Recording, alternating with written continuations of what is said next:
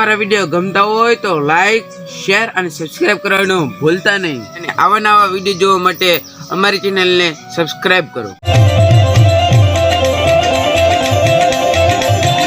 Oh,